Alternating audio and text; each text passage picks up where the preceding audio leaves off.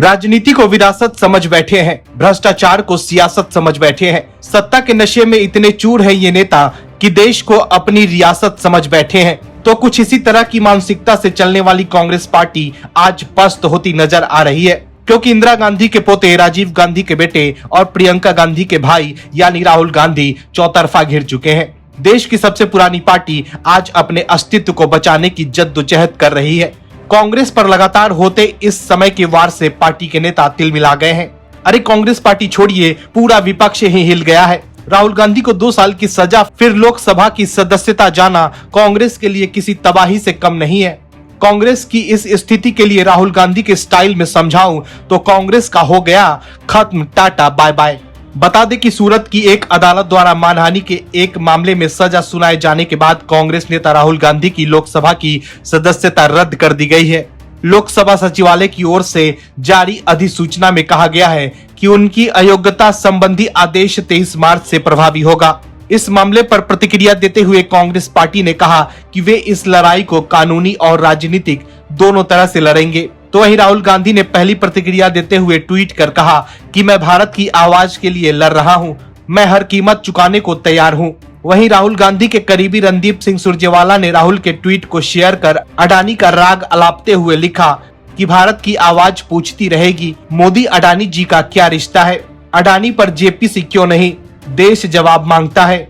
वहीं Congress general secretary Jairam Ramesh ने tweet कर लिखा, हम कानूनी और राजनीतिक दोनों तरह से इस लड़ाई को लड़ेंगे, हम डरने या चुप रहने वाले नहीं हैं। प्रधानमंत्री से जुड़े अडानी महाघोटाले में जेपीसी के बजाय राहुल गांधी को अयोग्य करार दे दिया गया है। भारतीय लोकतंत्र, ओम शांति।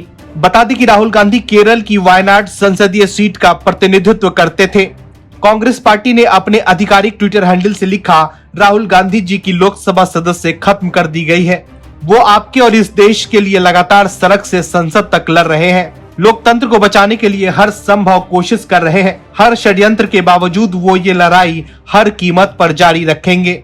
बता दें कि इससे पहले जारी अधिसूचना में कहा गया है कि उन्हें यानी कि राहुल गांधी को संविधान के अनुच्छेद 102(1) और जन प्रतिनिधित्व अधिनियम 1991 धारा 8 के तहत अयोग्य घोषित किया गया है। उल्लेखनीय है कि सूरत की एक अदालत ने मोदी उपनाम संबंधी टिप्पणी को लेकर कांग्रेस नेता राहुल गांधी के खिलाफ 2019 में दर्ज आपराधिक मानहानि के एक मामले में उन्हें बृहस्पतिवार को 2 साल कारावास की सजा सुनाई थी। अदालत ने हालांकि राहुल गांधी को जमानत भी दे दी तथा उनकी सजा के अमल पर 30 दिनों तक के लिए रोक लगा दी, ताकि कांग्रेस नेता फैसले को चुनौती दे सके।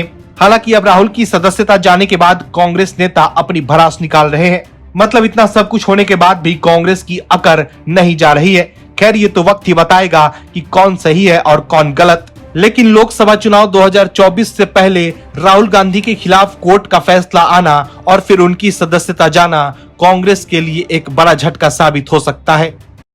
देश में छिड़े सियासी संग्राम में रोज नई नई कहानियां गढ़ी जा रही हैं। सभी सियासतदान अपनी सियासी बोल को सही साबित करने में जुटे हुए हैं, फिर वो पक्ष हो या विपक्ष।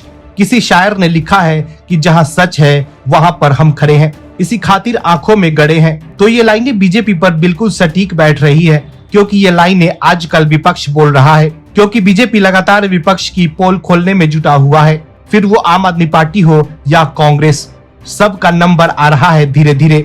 वैसे तो विपक्ष कभी एकजुटता की बात नहीं करता, लेकिन मोदी सरकार का भ्रष्टाचार पर जारी सख्त एक्शन से विपक्षी खेमे में खौफ है। जैसे ही राजनीतिक दलों पर सीबीआई और ईडी ने अपनी कार्रवाई की, वैसे ही सभी विपक्षी दल हाथ में हाथ डालकर निकल पड़े सुप्रीम कोर्ट का दरवाजा खटखटाने।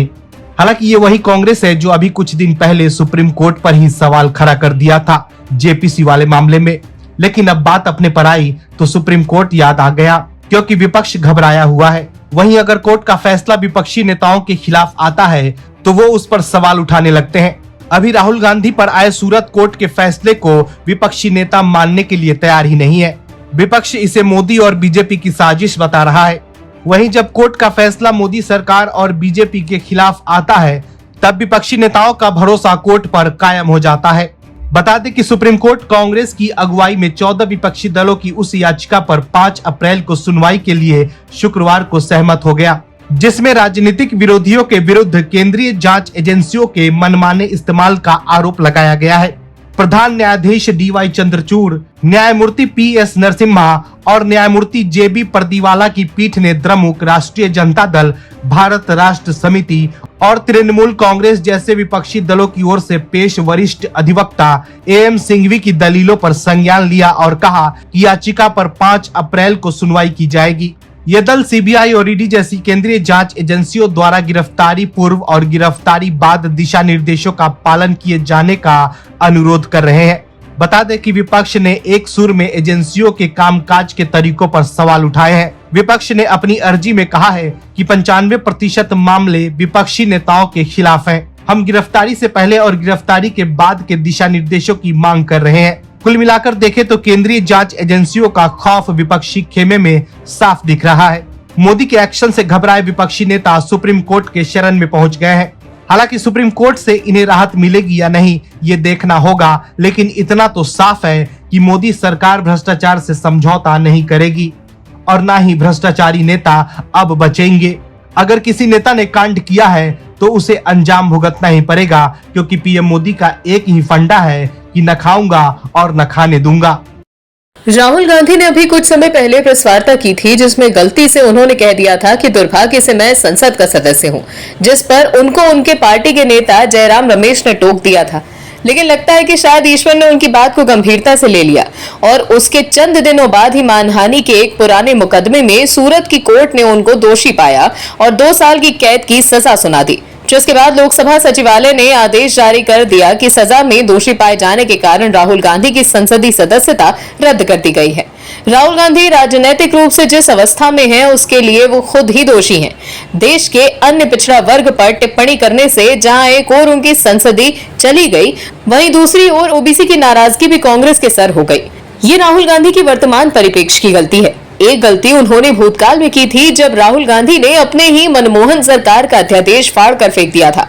ये अध्यादेश बड़बोले और भ्रष्टाचार की जांच झेल रहे नेताओं की संसदीय सदस्यता को आंशिक संरक्षण प्रदान कर सकता था, लेकिन अपने अधीर, व्याकुल और अपरिपक्व व्यवहार के धनी राहुल गांधी ने उस अध्यादेश को फाड़ कर फेंक दिया और कहा कि ये बेवकूफी भरा अध्यादेश है। आपको बताते हैं क्या है ये पूरा प्रसंग। मनमोहन सिंह सरकार सुप्रीम कोर्ट के फैसले के बाद एक अध्यादेश लाई थी जिसमें 2 साल या उससे ज्यादा की सजा के तुरंत बाद किसी विधायक या सांसद की सदस्यता न छीने जाने का प्रावधान था। राहुल गांधी ने उस अध्यादेश को फाड़ दिया था। तब भी राहुल गांधी पर ये कहते हुए उन पर निशाना साधा गया था कि उन्होंने चुनी गई सरकार की कैबिनेट से पारित अध्यादेश को फाड़कर गलती की है। ये पूरा मामला जुलाई 2013 में लिली थॉमस बनाम भारत केस में आए सुप्रीम कोर्ट के फैसले से शुरू हुआ था। इस मामले में कोर्ट ने जनप्रतिनिधित्व कानून के सेक्शन 8 की धारा 4 को खारिज कर दिया था, जिसमें किसी विधायक एवं सांसद को सजा मिलने के बाद 3 महीने का वक्त अपील के लिए मिलता था। इसके बाद भी अपील पर फैसला होने तक उनकी सदस्यता बनी रहने का प्रावधान था। कोर्ट के इस फैसले को पलटने के लिए ही मनमोहन सिंह सरकार अध्यादेश लेकर आई थी, जिसे राहुल गांधी ने फाड़ दिया था। माना जा रहा है कि यदि वो उस अध्यादेश को नहीं फाड़ते तो फिर आज राहुल गांधी खुद उसके ही प्रावधानों के जरिए बच जाते। राहुल गांधी ने मनमोहन सरकार के प्रस्तावित अध्यादेश की कॉपी को कंप्लीट नॉनसेंस करार देते हुए फाड़ दिया था। इसके बाद तत्कालीन राष्ट्रपति प्रणब मुखर्जी ने भी उस अध्यादेश पर ऐतराज जताया था और उस समय के केंद्रीय कानून मंत्री को अपने पास बुलाकर इस पर स्पष्टीकरण मांगा था। राहुल गांधी का राजनीतिक भविष्य क्या होगा, इस फैसले के बाद आने वाला समय ही बताएगा। राजनीति ने बिहार की काया पलट कर रख दी है, क्योंकि इस राज्य में कुछ ऐसे राजनेता हैं जिन्हें किसी और से नहीं बल्कि खुद की चिंता है। उसमें सबसे ऊपर नाम है सूबे के मुखिया नीतीश कुमार, जिन्हें सिर्फ सत्ता और अपनी कुर्सी से प्यार है। लेकिन फिर वही बात सामने आती है कि कर्मा जो सबका हिसाब करती है, फिर वो कोई भी क्यों ना हो। बीजेपी का दामन छोड़कर महागठबंधन का साथ जाना मानो कि नीतीश कुमार के बुरे दिन की शुरुआत थी। नीतीश कुमार के नेता पार्टी छोड़कर नई पार्टी बना रहे हैं। महागठबंधन में दरार आ रही है। तेजस्वी यादव को सीएम बनाने की मांग उठ रही है। कोई भी नेता सीएम नीतीश कुमार को सीरियस नहीं ले रहा। तो ये सब क्या है? ये कर्मा ही तो है। लेकिन वहीं बीजेपी बिहार की तस्वीर सही करने की कोशिश में लगी हुई है। आपको बता दें, बिहार में जब से मुख्यमंत्री नीतीश कुमार और पूर्व मुख्यमंत्री लालू प्रसाद यादव की पार्टी ने सत्ता के लिए गठजोड़ किया है, तब से केंद्र की सत्ताधारी भारतीय जनता पार्टी का शीर्ष नेतृत्व अपनी रणनीति बनाने में लगा है। उसे अगले साल लोकसभा चुनाव की चिंता सता रही है। इसीलिए पार्टी के चाणक्य कहलाए जाने वाले केंद्रीय गृह मंत्री अमित शाह पिछले 6 महीने से 4 बार राज्य का दौरा कर चुके हैं। नए घटनाक्रम में पार्टी ने राज्य का नेतृत्व बदल दिया है। कुशवाहा समाज से आने वाले युवा नेता सम्राट चौधरी को सांसद संजय जायसवाल की जगह बिहार बीजेपी का नया अध्यक्ष बनाया गया। चौधरी अभी बिहार विधान परिषद के सदस्य हैं। सम्राट चौधरी की ताजपोशी को मुख्यमंत्री नीतीश कुमार के लवकुश वोट बैंक में सेंधमारी के तौर पर देखा जा रहा है। 2 दशक पहले लवकुश सम्मेलन बुलाने वाले नीतीश कुमार के इर्द गिर्द ही इस समाज का वोट बैंक घूमता रहा था। नीतीश लंबे समय तक इसके बड़े नेता बने रहे, लेकिन अब बीजेपी ने उपेंद्र कुशवाहा और सम्राट चौधरी के बहाने लवकुश समीकरण को तोड़ने की कोशिश की है। राज्य में कुशवाहा समाज का वोट बैंक करीब 5 से 6% माना जाता है, जबकि लव यानी कुर्मी समुदाय की आबादी 2.5 से 3% मानी जाती है। कुशवाहा समाज को इस बात का लंबे समय से मलाल रहा है कि कम हिस्से वाली आबादी के नेता ने उन सबों पर राज किया और उनके हिस्से में राजनीतिक उपेक्षा ही रही। इससे पहले जब पूर्व केंद्रीय मंत्री उपेंद्र कुशवाहा ने नीतीश की पार्टी से नाता तोड़कर अपनी नई पार्टी बनाई, तो उन पर भी डोरे डालने के लिए केंद्र सरकार ने कुशवाहा का सुरक्षा घेरा बढ़ाते हुए वाइपर्स कैटेगरी कर दी। दरअसल बीजेपी इन कोशिशों के जरिए इन नेताओं से जुड़े जातीय वोट बैंक को अपने पाले में करना चाहती है, क्योंकि उसे 2024 के आम चुनावों में 2015 के चुनाव परिणाम जैसा हश्र होने का अंदेशा है। 2015 के विधानसभा चुनाव में जब नीतीश और लालू ने कांग्रेस के साथ गठबंधन बनाकर चुनाव लड़ा था, तो उन्हें कुल 41.84% वोट मिले थे, जबकि बीजेपी की अगुवाई वाली एनडीए को सिर्फ 34.59% वोट मिले थे। ऐसे में 2024 के आम चुनाव में बीजेपी नीतीश कुमार के वोट बैंक में सेंध लगाकर बड़ा उलटफेर करने की तैयारी में है। वहीं बीजेपी चिराग पासवान और मुकेश साहनी को भी अपने साथ लाकर महागठबंधन के खिलाफ मजबूत घेराबंदी करने की तैयारी में है। राहुल गांधी के लिए कुछ भी अच्छा नहीं हो रहा। एक तरफ सूरत कोर्ट से मोदी उपनाम संबंधी टिप्पणी को लेकर सजा मिलने की वजह से राहुल गांधी बीजेपी के निशाने पर हैं, तो वहीं 2024 के आम चुनाव से पहले ये कांग्रेस के लिए बड़ा झटका है, क्योंकि जनता में संदेश जाएगा कि राहुल गांधी पीएम मोदी पर निशाना साधने के चक्कर में कुछ भी बोल देते हैं, जिसका असलियत से दूर दूर तक कोई वास्ता नहीं होता। वहीं दूसरी तरफ कांग्रेस के पूर्व वरिष्ठ नेता गुलाम नबी आजाद ने भी राहुल गांधी की पोल खोलनी शुरू कर दी है। दरअसल एक आगामी आत्मकथा जो हमारे आपके बीच आने वाली है, वो कांग्रेस के राजनीतिक भविष्य की दशा और इतिहास में किस तरह पार्टी चलाई गई, उसके बारे में आपके सामने एक संक्षिप्त विवरण पेश करेगी।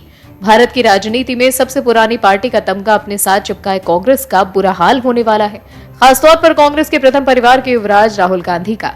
अभी आने वाले समय में एक पुस्तक हमारे आपके बीच होगी, जो एक आत्मकथा है, जिसको लिखा है कांग्रेस के ही पूर्व वरिष्ठ नेता ने। क्या है पूरी खबर, आपको बताते हैं। आजाद, जो पूर्व कांग्रेस नेता गुलाम नबी आजाद की आत्मकथा है, उसमें कांग्रेस के पूर्व वरिष्ठ नेता गुलाम नबी आजाद ने खुलासा किया है कि कैसे राहुल गांधी ने पूर्व मुख्यमंत्री तरुण गोगोई और असम के मुख्यमंत्री हेमंत बिस्वा शर्मा के बीच असम के नेतृत्व की लड़ाई को गलत तरीके से संभाला था।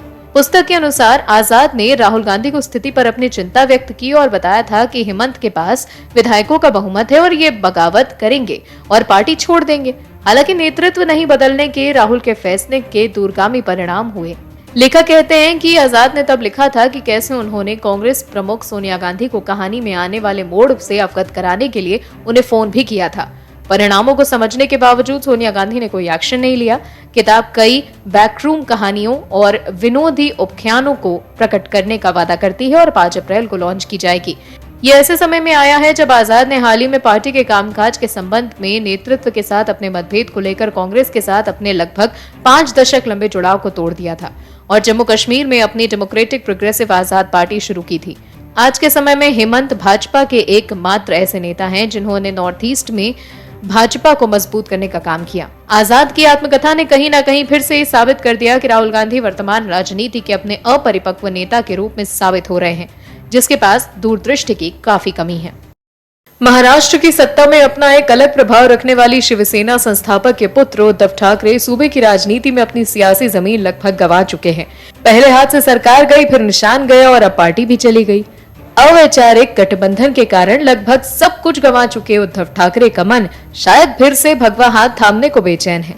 ऐसी बातों के कयास आजकल महाराष्ट्र की राजनीति में लगाए जा रहे हैं। ऐसा हो भी क्यों ना, क्योंकि महाराष्ट्र विधानसभा में ऐसे 2 घटनाक्रम हुए जिसके बाद कयासों का बाजार गर्म हो गया कि क्या उद्धव ठाकरे फिर से भगवा ध्रुव में जाने का मन बना रहे हैं। आखिर क्या हो रहा है ऐसा जिससे ये चर्चा हुई, चलिए आपको बताते हैं। गुरुवार को महाराष्ट्र विधानसभा में अलग ही नजारा देखने को मिला। विधानसभा में डिप्टी सीएम देवेंद्र फडणवीस और उद्धव ठाकरे आमने सामने आ गए। दोनों बातें करते हुए हंसते नजर आए और काफी देर तक गपशप करते रहे। इस मुलाकात ने महाराष्ट्र की सियासत में नए कयासों को जन्म दे दिया। कभी दोस्त रहे दोनों नेता पिछले कुछ दिनों से एक दूसरे की आलोचना के कारण चर्चा में रहे हैं, लेकिन गुरुवार की मुलाकात में ऐसा कुछ नहीं दिखा जिससे लगे कि उनके संबंध खराब है। बातचीत के बाद दोनों ही नेता विधानसभा की ओर बढ़ गए। यही नहीं, सदन में भी चर्चा के दौरान उस वक्त नजारा एकदम बदल गया जब भाजपा नेता और मंत्री सुधीर मुंगटीवार ने उद्धव ठाकरे से इशारे के साथ ही आने को कहा। मुंगटीवार ने कहा कि उद्धव ठाकरे और शरद पवार ने भी पेड़ लगाए थे। इस बीच उद्धव ठाकरे भी कुछ बोलने लगे। उद्धव ठाकरे ने कहा कि आपके द्वारा लगाए गए पेड़ों में फल नहीं लगे हैं। इस पर मुंगटीवार ने कहा कि हम आपसे बार बार कह रहे हैं कि पेड़ फल देगा, लेकिन आपने तो पेड़ से नाता तोड़ दिया, अब उसका क्या करें। सुधीर मुंगटीवार ने कहा कि अभी कुछ नहीं बिगड़ा है, उद्धव जी एक बार फिर शांति से विचार करिए। अगर ऐसा है वाकई कि भाजपा अप्रत्यक्ष रूप से शिवसेना को आगे बढ़ाकर फिर गले लगाना चाहती है तो उद्धव ठाकरे को भी आगे बढ़ना चाहिए, क्योंकि इस देश के राजनीतिक इतिहास ने उन्हीं राजनेताओं को याद रखा जिन्होंने वैचारिक और सैद्धांतिक रूप से राजनीति की है। और भी वीडियोस देखने के लिए चैनल को सब्सक्राइब करें और बेल आइकन को दबाएं।